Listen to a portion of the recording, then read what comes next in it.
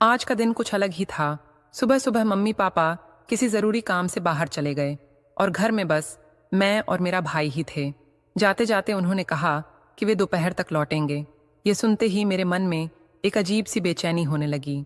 मैं सोचने लगी कि आज का दिन आखिर कैसा बीतेगा। जैसे ही मम्मी पापा बाहर गए, भाई ने मेरी तरफ कुछ अलग तरीके से देखा।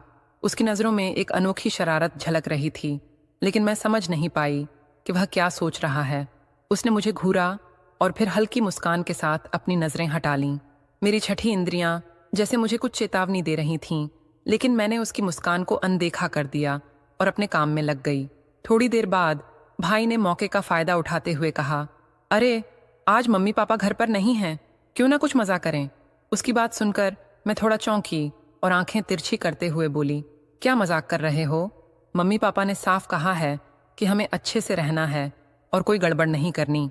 भाई ने हंसते हुए जवाब दिया, अरे बस थोड़ा मजा करेंगे। इतना बड़ा घर और इतना सन्नाटा, और तुम मुझसे उम्मीद करती हो कि मैं कुछ ना करूं? उसकी बात सुनकर मुझे भी हल्की हंसी आ गई। आखिरकार वह मेरा भाई था और उसकी शरारतें मुझे अच्छी तरह पता थीं। मैंने सोचा, चलो देखते हैं कि वह अब क्या करने वाला है। तभी भाई ने उत्साहित होकर कहा, चलो तुम्हारे साथ एक खेल खेलते हैं। मैंने संदेह भरी नजरों से उसकी ओर देखा और पूछा, कौन सा खेल? वह शरारत भरी मुस्कान के साथ बोला, तुम्हें याद है बचपन में हम छुपन छुपाई खेलते थे? मैंने हंसते हुए कहा, हाँ हाँ, पर अब हम बड़े हो गए हैं और ये खेल खेलना थोड़ा अजीब नहीं लगेगा। उसने जवाब दिया, अरे कोई नहीं, मम्मी पापा नहीं है तो थोड़ा बचपन का मजा क्यों ना ले। मुझे भी उसकी बात में थोड़ी मस्ती दिखी तो मैंने हामी भर दी। जैसे ही हम खेल शुरू करते हैं, भाई मेरे पीछे आता है और कहे, अरे तुमको तो पकड़ा जाना बहुत आसान है। अरे चुप करो, मैंने हंसते हुए कहा और भागने की कोशिश की। मैं दौड़ते हुए घर के एक कोने में छुप गई। मुझे लगा कि भाई इतनी जल्दी मुझे नहीं ढूंढ पाएगा, लेकिन मुझे गलत फहमी थी। कुछ ही मिनटों में वह मुझे ढूंढता हुआ मेरे पास आ गया और चुपके से मेरे पीछे खड़ा हो गया। जैसे ही मैंने मुड़कर देखा, वह हंसते हुए बोला, पकड़ लिया। मैं थोड़ी चिड़ी हुई बोली, तुम तो बहुत तेज हो गए हो। लेकिन मन ही मन मुझे भी मजा आ रहा था। आखिर यह सारे पल मुझे अपने बचपन की याद दिला रहे थे। फिर भाई ने थोड़ी शरारत से कहा, अब तुम चुप, मैं गिनती गिनता हूँ। और उसने आंखें बंद करके गिनना शुरू किया, 1 2 3। मैं जल्दी से भागकर दूसरी मंजिल के स्टोर रूम में जा छुपी। सोचा, यहाँ तो मुझे ढूंढना उसके लिए नामुमकिन होगा, पर भाई की चालाकी के सामने मेरी हर कोशिश बेकार थी।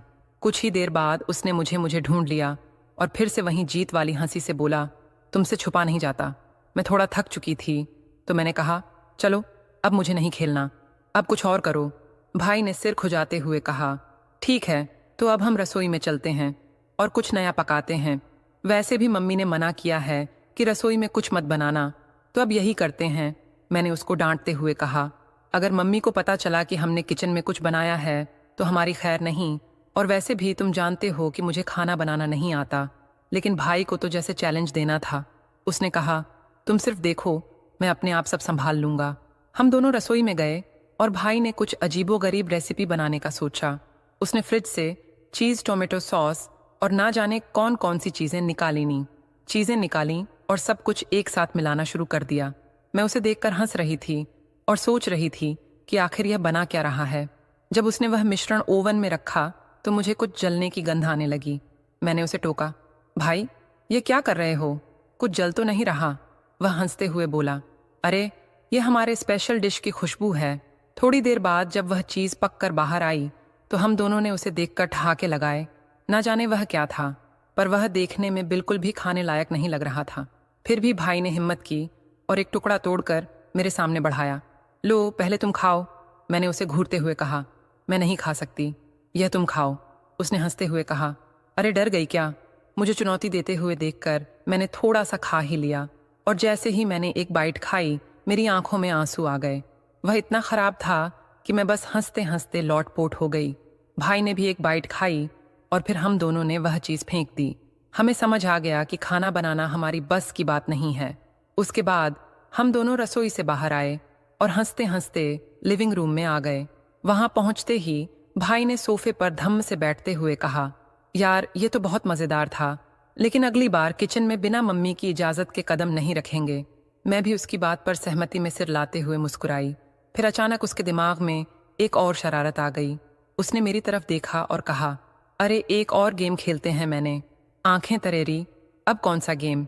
वह हंसते हुए बोला, अब हम मम्मी पापा की अलमारी में झांकते हैं। हमेशा हमें मना करते रहते हैं, तो क्यों ना देख ले कि उन्होंने क्या क्या छुपा रखा है। मेरे चेहरे पर थोड़ी सी घबराहट आ गई। मैंने कहा, भाई ये ठीक नहीं है। अगर मम्मी को पता चला तो हमें बहुत डांट पड़ेगी। लेकिन भाई ने मेरी बात पर ध्यान नहीं दिया। वह अलमारी के पास जाकर उसे खोलने लगा। अंदर मम्मी पापा की पुरानी यादों का खजाना था। पुराने फोटो एल्बम, कुछ चिट्ठियां और बचपन की चीजें।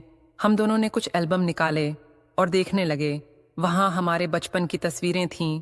कुछ तस्वीरों में मैं भाई के बाल खींच रही थी तो कुछ में वह मुझे तंग कर रहा था। हमें देखकर बहुत हंसी आ रही थी। फिर अचानक भाई को एक पुराना खिलौना मिल गया जो उसकी सबसे फेवरेट चीज थी।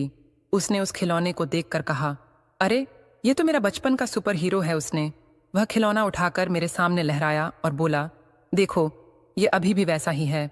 उसकी ओर देखकर मैंने हल्के फुल्के अंदाज में मजाक किया, हाँ और तुम भी तो अब तक वैसे ही हो, बिल्कुल शैतान।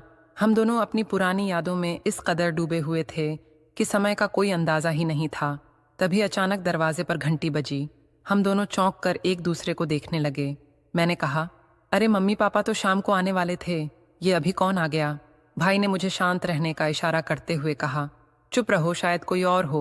हम दोनों ने हड़बड़ी में सारा सामान वापस अलमारी में ठूंस दिया और दरवाज़ा खोलने पहुंचे।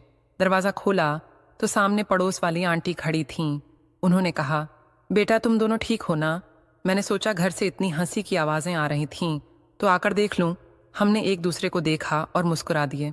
भाई ने जवाब दिया, जी आंटी हम बिल्कुल ठीक हैं, बस ऐसे ही मस्ती कर रहे थे। आंटी मुस्कुराते हुए बोली, अच्छा बेटा ठीक है, मुझे लगा कहीं कुछ हुआ तो नहीं।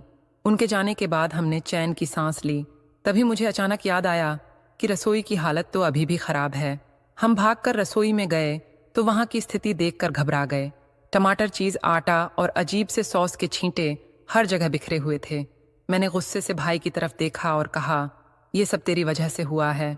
अब मम्मी जब आएंगी और ये सब देखेंगी तो हमारी खैर नहीं। भाई ने मासूमियत से कहा, अरे मैंने ही तो कहा था कि स्पेशल डिश बनाते हैं, लेकिन सफाई करना तो दोनों की जिम्मेदारी है। मैंने गहरी सांस ली और कहा, ठीक है जल्दी से साफ करते हैं। हम दोनों सफाई में जुट गए। भाई ने जमीन पर गिरे टमाटर के टुकड़े उठाए और मैंने सिंक में जमा बर्तनों को धोना शुरू किया। थोड़ी मेहनत के बाद रसोई कुछ साफ सुथरी लगने लगी। सफाई के बीच भाई ने मजाक में कहा, आज तो हमने इतनी सफाई कर दी है कि मम्मी भी देखकर खुश हो जाएंगी। मैंने उसे घूरते हुए कहा, खुश तो तब होंगी जब उन्हें पता चलेगा कि हमने यहाँ बवाल मचाया था। सफाई खत्म करने के बाद हम लिविंग रूम में आकर बैठे और जोर से हंस पड़े। तभी भाई ने शरारत भरी मुस्कान के साथ कहा, अच्छा सुन, एक और आइडिया है। मैंने माथा पकड़ते हुए कहा, तुझे फिर से आइडिया क्यों आ रहा है? अभी अभी तो सफाई की है। वह हंसा और बोला, अरे इस बार कोई गड़बड़ नहीं करेंगे। चल मम्मी के फ़ोन से एक सेल्फी लेते हैं। वह हमेशा मना करती हैं तो उनकी गैर हाजिरी में यादगार बना लेते हैं।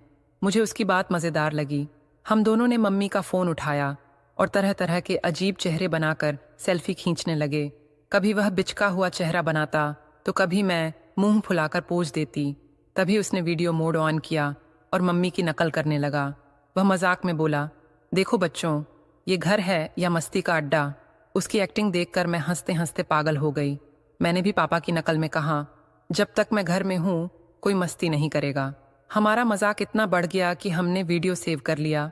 तभी दरवाजे पर फिर से आवाज आई। इस बार मम्मी पापा सचमुच घर आ चुके थे। हम दोनों ने घबराकर मम्मी का फोन वापस रख दिया। मम्मी अंदर आकर बोली, तो तुम दोनों ने क्या किया आज? भाई ने मासूम बनकर कहा, कुछ नहीं मम्मी, बस पढ़ाई कर रहे थे। मम्मी ने हमें शक भरी नजरों से देखा और कहा, हाँ बहुत सीधे साधे लग रहे हो, जरूर कुछ किया है हमने। मुस्कुराते हुए कहा, अरे मम्मी आप बेवजह सोच रही हैं। रात को जब मम्मी ने फोन देखा तो हमारी बनाई हुई वीडियो उनके सामने थी। उन्होंने जोर से आवाज लगाई, तुम दोनों